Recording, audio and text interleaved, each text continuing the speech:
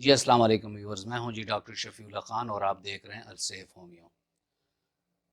415 million سے بھی زیادہ لوگ ڈائبٹیز کے مرض میں مبتلا ہیں دنیا بھر میں، اور یہ تعداد روز بروز بڑھ رہی ہے کیونکہ ہماری خوراک، جنک فوڈز یا خوراک کا زیادہ کھانا، مرغن زیادہ کھانا، جس کی وجہ سے اوبیسٹی ہو جاتی ہے، ساتھ میں پھر ہمارے ورزش کا نہ ہونا، یہ ایک الگ فیکٹر ہے جس کی وجہ سے ڈائبٹیز کا مسئلہ شروع ہو جاتا ہے۔ جینیٹک کاز ہے کہ والدین میں ہے، وراثی بیماری ہے، یعنی وراثت میں ہمیں یہ بیماری ملی ہے۔ ٹینشن، انزائٹی، ڈپریشن، اسکول، گھر، ہر جگہ ہمیں اس کا سامنا کرنا پڑتا ہے۔ تو دوستو، ذیابیطس اور اس میں ہومیوپیتھک کے بڑے یوزفل میڈیسن کے بارے میں آج کی ویڈیو میں بات ہوگی۔ لیکن اگر آپ میرے چینل پر نئے ہیں اور ابھی تک آپ نے چینل کو سبسکرائب نہیں کیا تو چینل کو سبسکرائب کر دیں اور بیل آئیکن دبا دیں تاکہ اس طرح کی مفید ویڈیوز کی نوٹیفیکیشن آپ کو وقتاً فوقتاً مل سکے۔ ذیابیطس، ذیابیطس میں سمپلی آپ اتنا سمجھ لیں کہ جو خوراک ہم لیتے ہیں اور اس سے انرجی گلوکوز کی فارم میں بنتی ہے اور blood throughout the body اسے اپنے اپنے ان مقام پر پہنچاتی ہے جہاں میٹابولک فنکشنز ہو رہے ہوتے ہیں، تو خون میں اس گلوکوز کو کنٹرول کرنے کے لیے لبلبا انسولین بیچتا ہے، اور وہ اس گلوکوز کو ایک لیول پر رکھتا ہے تاکہ وہ اس لیول سے اوپر نہ جائے۔ تو یہ ایک نارمل پروسیس ہے۔ ڈائبٹیز میں کیا ہوتا ہے؟ یا تو لبلبا صحیح انسولین بنا نہیں رہا ہوتا ہے، کم بنا رہا ہوتا ہے یا کمزور بنا رہا ہوتا ہے، یا کسی بھی وجہ سے انسولین شوگر کو کنٹرول کرنے میں جب ناکام ہوتی ہے تو شوگر کے لیولز جو ہیں وہ بلڈ میں بڑھ جاتے ہیں اور ہم کہتے ہیں کہ فلانے بندے کو شوگر ہو گیا ہے۔ اسے ہائپر گلیسیمیا بھی کہتے ہیں۔ ہاں، اگر شوگر کے لیول بعض لوگوں میں ڈاؤن ہوتے ہیں تو اس کو ہائپوگلیسیمیا کہتے ہیں۔ یہ بہت سہل سا، آسان سا میں نے آپ لوگوں کو اس کی ڈیفینیشن بتا دی۔ اب چلتے ہیں شوگر کی ٹائپس کی طرف۔ شوگر مینلی دو ٹائپ کا ہے، تیسرا ٹائپ بھی ایک ہے، اس کو بھی ڈسکشن میں لائیں گے، لیکن ٹائپ 1 جو ہے یہ وہ ڈائبٹیز ہوتی ہے جس میں کسی انجری کی وجہ سے پینکریاز پر انجری ہوئی ہے اور وہاں بیٹا سیلز ڈیمیج ہو گئے ہیں تو انسولین کی پروڈکشن بند ہو جاتی ہے، یا ہمارا اپنا ہی ایمیون سسٹم بیٹا سیلز کو کل کر کے انسولین کی پروڈکشن ختم کر دیتا ہے۔ یہ ٹائپ 1 ہوتا ہے۔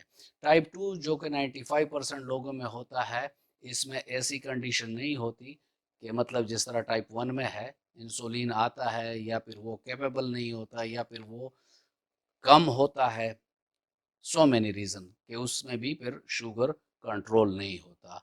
اور ایک جسٹیشنل ڈائبٹیز ہوتا ہے جو پریگننٹ عورتیں ہوتی ہیں اور پریگننسی کے دوران انہیں یہ مسئلہ ہو جاتا ہے، جو بعد پریگننسی اکثر لوگوں کی ٹھیک بھی ہو جاتی ہے، اور بعض عورتیں جب ذرا زیادہ عمر کی ہو جائیں تو پھر ان کو یہ مسئلہ پھر سے بھی ہو سکتا ہے۔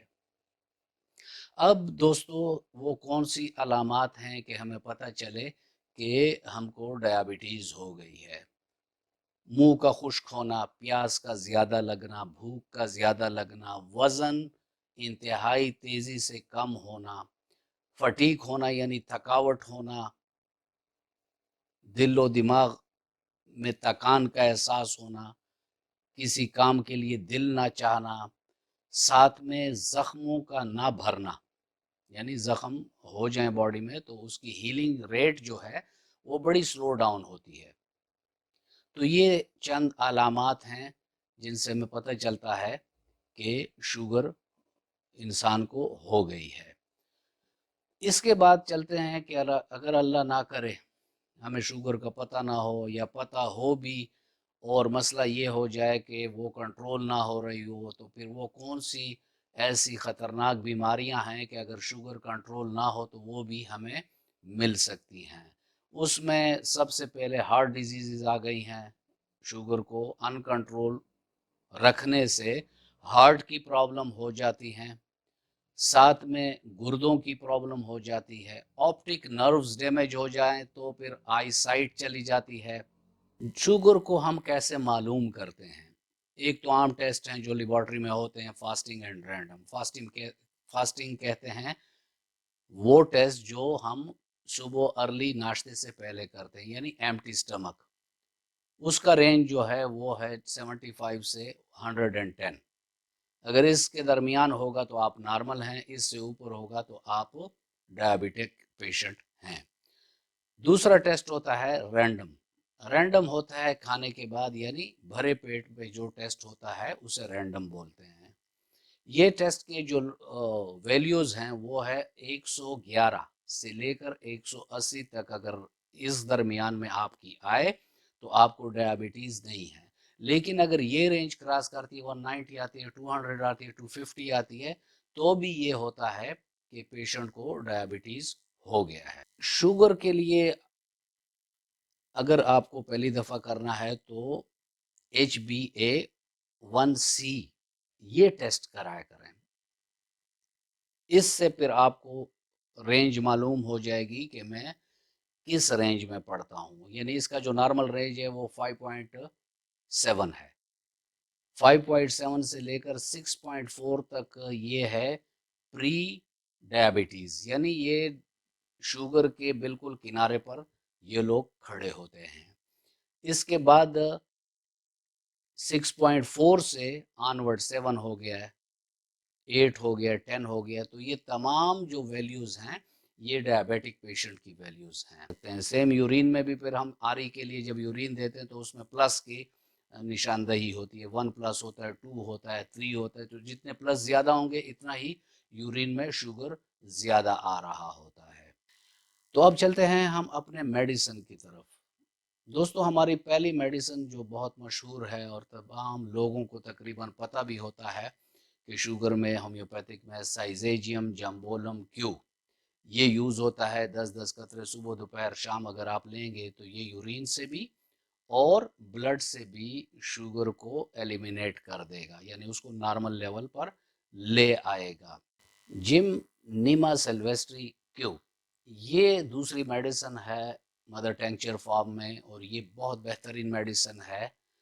یہ شوگر لیول یورین اور بلڈ میں تو کم کرتا ہی کرتا ہے، ساتھ میں شوگر کے پیشنٹ کو ہاتھوں کی انگلیوں کی طرف، پیروں کی انگلیوں کی طرف سن ہونے کا احساس ہوتا ہے۔ تو اگر آپ یہ دوائی لیں گے تو یہ پیریفرل جو نمنس ہے یہ بھی بہت حد تک کم ہو جائے گی۔ اور شوگر کے مریضوں میں اکثر یہ ہوتا ہے کہ ان کو دانے نکلنا شروع ہو جاتے ہیں سکن پر، بوائلز جو ہوتے ہیں، یہ دانے ہوتے ہیں، یہ شروع ہو جاتے ہیں، تو ان کو بھی یہ دوائی ختم کرتی ہے۔